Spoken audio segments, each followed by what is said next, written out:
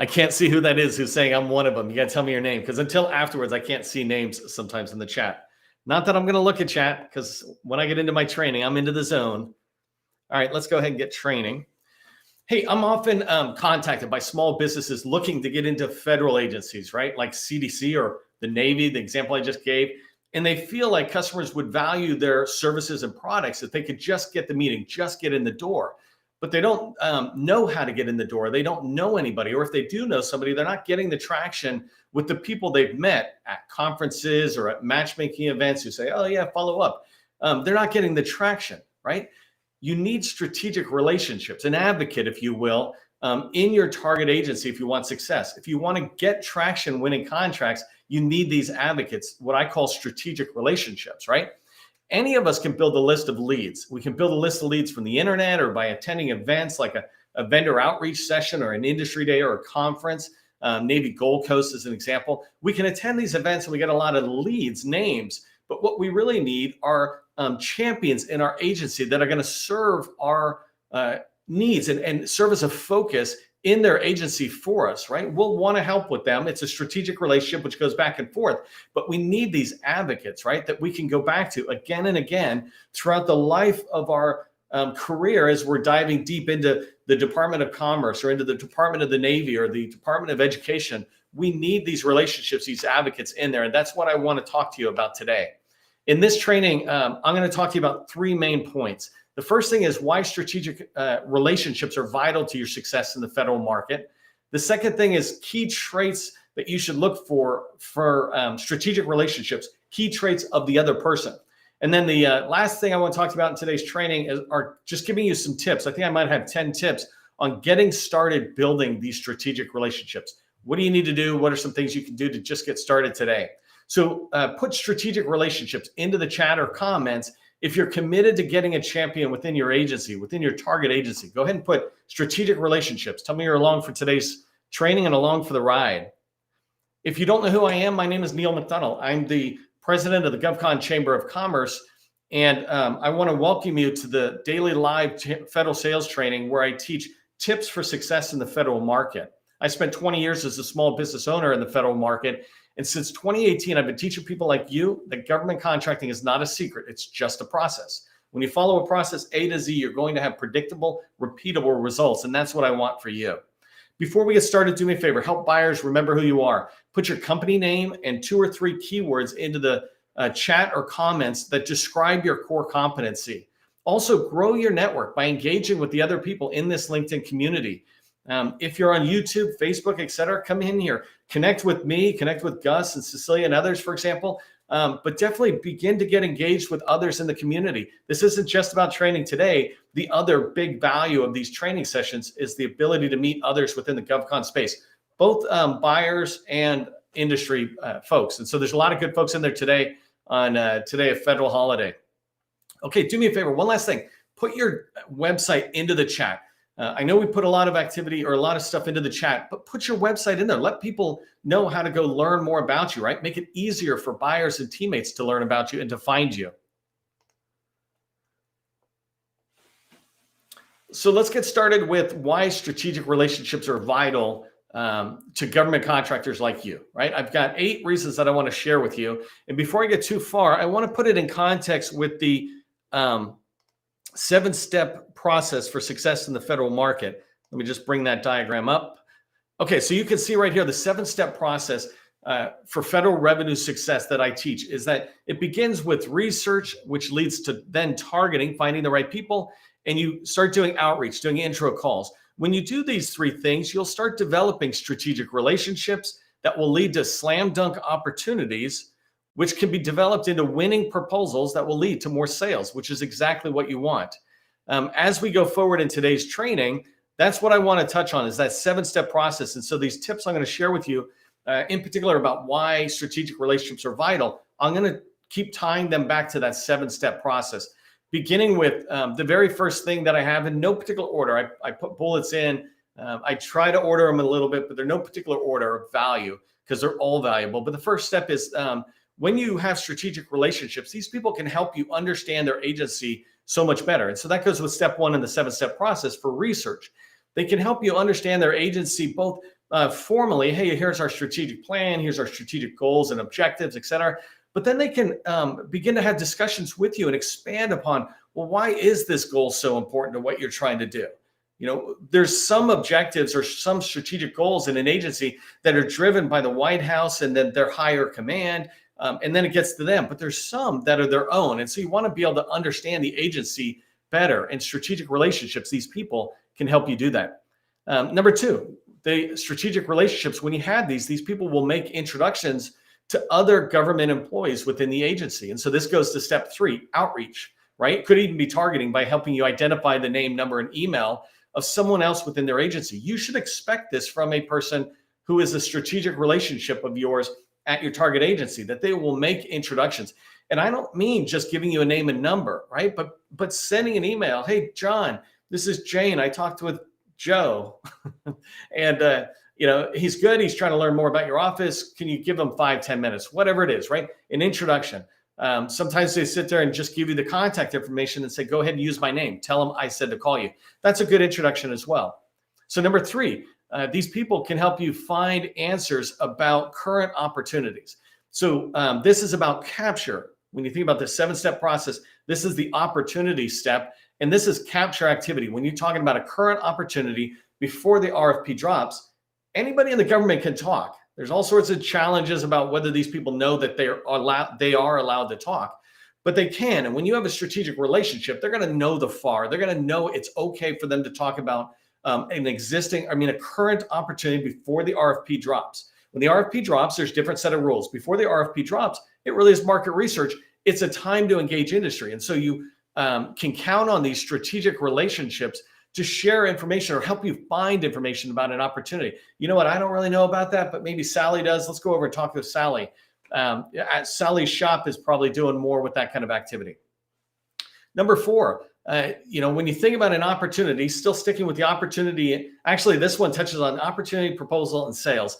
But number 4 is they might be on an evaluation team for future opportunities. So you build a strategic relationship, and you're not doing it because you know they're strategically on the evaluation team. That could be a bonus, right? But the evaluation team, if you don't know, when a proposal is submitted to the federal government, multiple people are looking at that proposal to decide whether it's a fit for the government and then picking it basically a winner, right?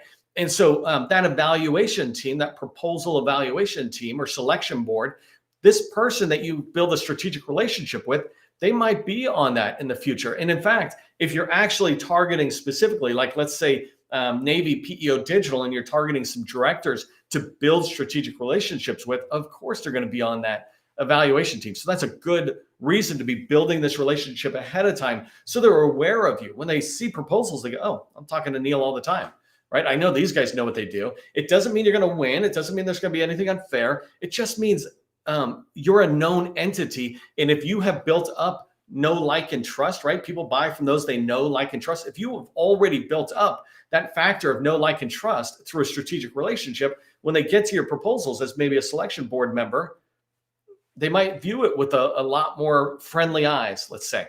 So that was number 4. Number 5 is they'll let you know about new opportunities before the RFI. This is my favorite thing, right? We talk about trying to shift left away from the RFP to the RFI, or sources sought. When these notices come out in SAM, that's still totally good, and you can respond, and you can even win by trying to swing for the fences when you do that. But you want to even shift further left. And so before an RFI or a sources sought comes out, there's all sorts of discussion, sometimes a couple of years of discussion before it happens. And so if you have strategic relationships, you can hear about these opportunities before they come out.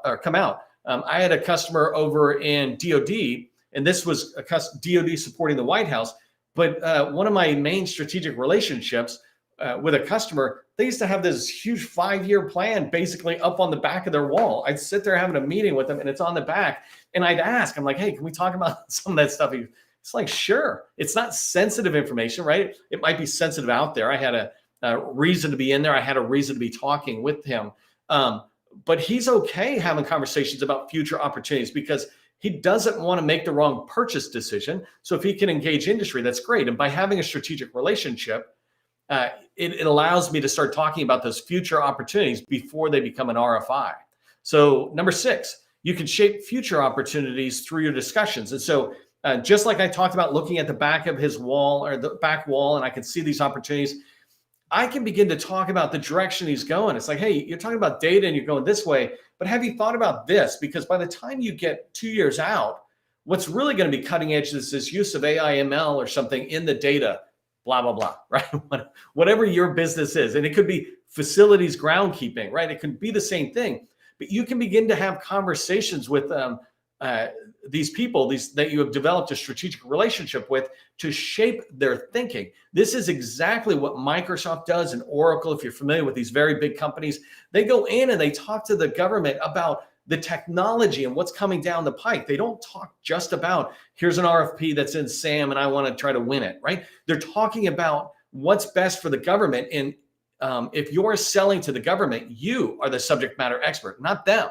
And so they want to hear what you're saying. And when you have those conversations, now you're shaping their thinking around future opportunities. If I just switch that a little bit to small business professionals and acquisition people like contracting officers, if you have strategic relationships with people like that, you can start influencing their thoughts long before the RFI drops in the acquisition approach. Hey, consider this contract vehicle. Consider setting it aside to woman-owned set aside. It's really hard to go in towards the last minute, right? Right before the RFP is coming out and say, push this to women-owned set aside. But if you can get them ahead of time, you can get it before they even do market research, and you can encourage them to submit as sources sought targeted to women-owned small businesses rather than targeting to all small businesses and then deciding after that fact. Not every time can you influence it in the way you want, but guaranteed if you don't talk to them, you're not influencing it. And so you want to be able to shape future opportunities, and that's both requirements, technical requirements, and acquisition approach. Number 7, if I had 7 fingers, I would have been at 7 here. Identify and make introductions. So when you have strategic relationships with people within the federal government, they can identify and make introductions to prime contractors they work with. And by the way, this is targeting. I forgot to mention the different steps of the 7-step process on the other ones, but 7 here about getting intros to large primes. This is targeting. How do I find the right names, numbers, and emails? And so I've done this numerous times with customers in our workshop and even before, where I help them talk with develop and then talk with a strategic relationship at a particular agency or command, and ask for the introduction. Do you know larges who are working here? Who's got the bigger contracts? Oh yeah, CACI, they've got the big contract for us, and this person's the program manager. Could you make an introduction? Sure. I need them to sit there and adhere to their small business plan. If I can introduce you to them, that'd be good. And so you can't just go in and ask for an introduction, right? But if you develop the strategic relationship and you're working back and forth with this person to develop that relationship, when the time is right, you can certainly ask for, and they might even offer up before you ask, introductions to large prime contractors. And so that's phenomenal, right? Getting on that team. Number 8 is targeting as well. And this one is, instead of largest, it's small. So identifying and making introductions to small prime contractors. An example is, if you go in and you're trying to break in and you build a strategic relationship with somebody, say you're trying to get in the Navy, right? And you build a strategic relationship with a small business specialist, that's an ideal one for number 8 here, to ask them. It's like, hey, who's really knocking it out of the park? You're not asking for recommendations. You got to be careful there, because some of the government personnel are very cautious to make sure they're not recommending one business over the other. But you can ask about, hey, who's really navigating the Navy in a way that's succeeding. And then once you learn about these small businesses, could you introduce me to their program manager or even the owner of the company? Small businesses, the owners tend to be engaged pretty heavily at, let's say, 10 million and below. Generally, the owners are engaged with most of the customers. And so that's a good thing. And that all is related to targeting, those last 2. So those are why you want to build strategic relationships, and in a little bit of what you should be thinking about when you're doing that. Hopefully that makes sense. Do me a favor. If you're following so far and you see why strategic relationships are so vital to government contractors like you, put in the chat, relationships are vital. In the chat or comments, put relationships are vital. Give me a second to drink water.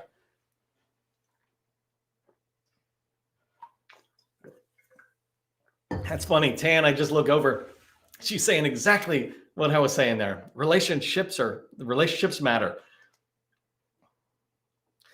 Okay, so while you're doing that, I want to move on to key traits of strategic relationships. And this is really important to me. It's about the other person. I've got 7 traits I want to share with you. But one of the first things I just wanted to share is that strategic relationships, business relationships, are not friendships. It's really important to understand this, right? They're about sales. Business is about making money. The Army has a mission. USDA has a mission.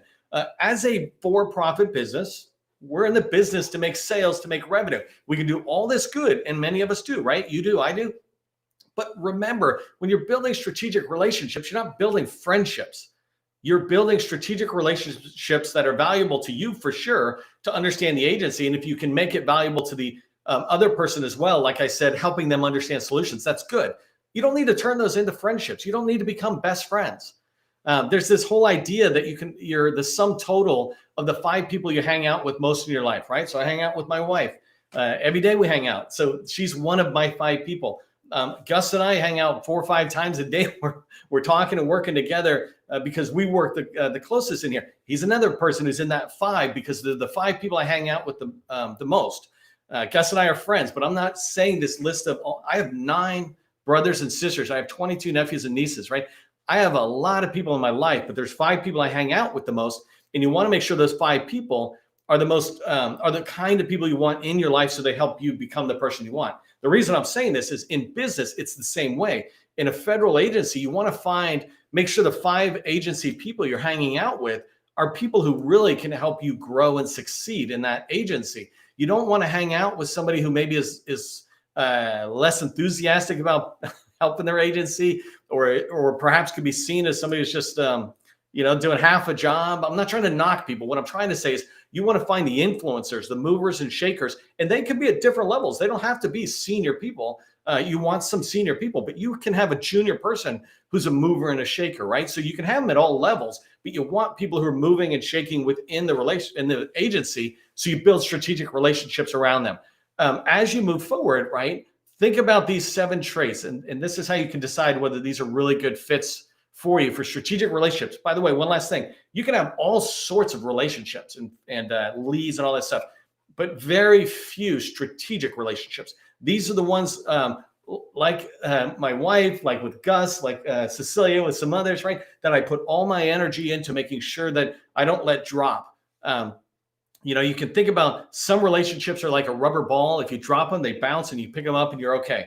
But some relationships, like my wife, right, they're glass. And if I drop it, they're going to be nicked and damaged and I can't damage them. So I don't want to drop that. And in a strategic relationship in an agency, it's that same thing. You want to be developing these glass ball kind of strategic relationships. And so you want to protect them. So the first trait of a good relationship is that they schedule meetings with you. They don't just promise. Right? You run into that all the time. Let's just use a conference. You go to a conference, you meet a whole bunch of people. They all talk about, yeah, let's get together. And then they don't, right? So a good trait of a strategic relationship, a person who's going to fit for you, they're going to actually schedule the meeting with you. My friend Tim, who's a friend and a strategic relationship in the GovCon world, he and I always set a meeting, the next meeting in this meeting. We never let it go. So we both are very committed to maintaining our strategic relationship, right? Friendship is part of it, just happened to develop, which is okay. But the strategic relationship, we know we want to get together again. And so scheduling a meeting is a great trait.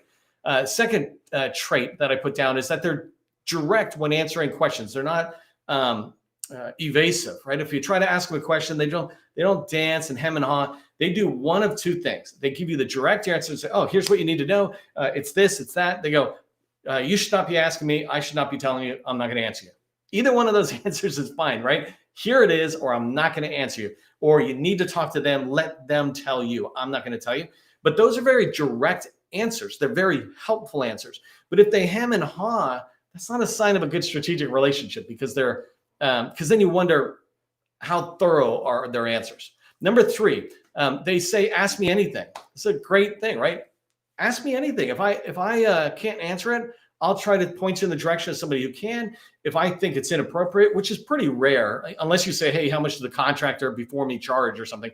But if they think it's inappropriate, they'll say it's inappropriate. But most importantly, open up themselves and say, ask me anything. That's a great trait. Number 4, they do what they say they will. For example, if you ask for a strategic document, you try and dig up a strategic document, and they're talking. Oh yeah, no, I can find it. I know that. I think it's in the CIO's shop. Let me go ping them and get it back to you. Well, if you have to keep pestering them, that's a sign that maybe it's not that strategic of a relationship. But a good trait is when they tell you they'll do it, and a couple of days later they're sending it back to you saying, "Hey, I had to reach out to John. Got it. Here it is. Thanks. That's awesome. That's a great trait, right?" Number 5, they can and do make introductions throughout the agency. That is a very important role or set of tasks that I look for from somebody who's got a relationship is introduce me. If you're not going to introduce me, you become a gatekeeper. In fact, you've just become a hurdle. You're wasting my time and I'm talking to you.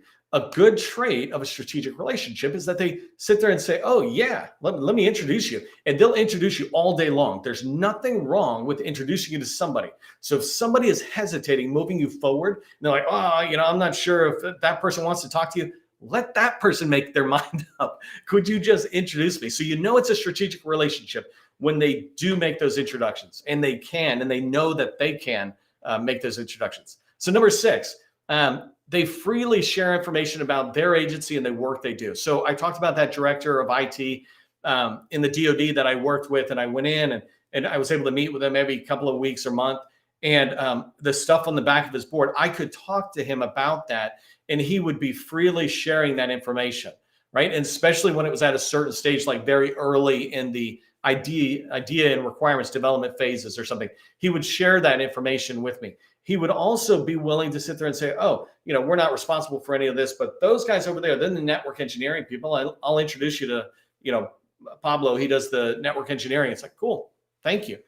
So they share that information about, they don't try to keep it close hold. I don't know if I can do that. So these traits, right, as you hear them, when you start looking at somebody in a strategic relationship, you almost want to use it like a checklist. Are they doing this stuff? Sometimes you have to help them, teach them, but generally they're willing. So number 7, most important thing I think is about a strategic relationship is that they never, ever cross the line, right? Until you know when somebody's crossing the line. When they start a sentence off with, I probably shouldn't tell you this.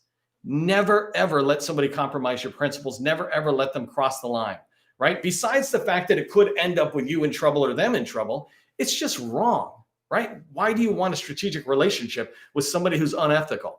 By the way, I love to say there's no such thing as business ethics. None. There's either ethics, you're either ethical or you're not, right? It's not like you tell the truth at home and you kind of tell a different truth at work. No, you're either honest or you're not. And that's really important. When you're developing strategic relationships, don't develop a relationship or even be around somebody who feels like they're telling you something they shouldn't. Even if you know that it's okay for them to tell you, if they begin with, I probably shouldn't tell you this, then they're the wrong person to be around because they compromise the security and the integrity of their agency. You don't want to be anywhere near them. All right, do me a favor, put key traits into the chat if you're tracking on that. I didn't mean to go too far on my soapbox about number 7 there, but let me just push into this 8. And this one, I'm not going to be able to do a lot. So Gus, maybe we can put it out. Actually, if you really want these number 8, you can come back in the chat a little bit afterwards. We'll try to dump it into a comment, but I'm going to tell you 10 tips really quickly because I want to end on time and we're at 26, right? But these are tips for starting a strategic relationship. The first one is dig your well before you're thirsty, right? So don't try to be diving straight into getting something you need, but you haven't even really built a strategic relationship. Build these relationships before you need them. Dig your well before you're thirsty. Don't see everyone as a strategic relationship. See these 5 people, let's say, as strategic relationships and other people as, good relationships. There's a difference. Set your own expectations, right? Set your expectations correctly. 6 to 12 months it takes to build a strategic relationship. You can get in the door, you can start talking to people, but give it time to really become a strong relationship. Follow and engage with them on LinkedIn. Number 5, always have an ask so that you can get something done from them. So you're constantly getting something. Ping them every 2 to 4 weeks. Never let it grow cold. Keep detailed notes about what you talk about. So when you follow back up, you're not forgetting what they've told you and they've invested their time into your growth. Number 8, ask for strategic documents or recent industry decks. These are a great way not only for you to learn, but to have more questions that'll go back to them. Find them everywhere on the internet. If they're worth a strategic relationship, they might be out there in a podcast or somewhere else. Find out where they're being talked about and learn about them. And the last thing is know the org chart of the agency you're going into and pick the strategic relationships. Don't just let them happen because you met somebody at a conference. Choose which people you think might be the best ones for a relationship going forward.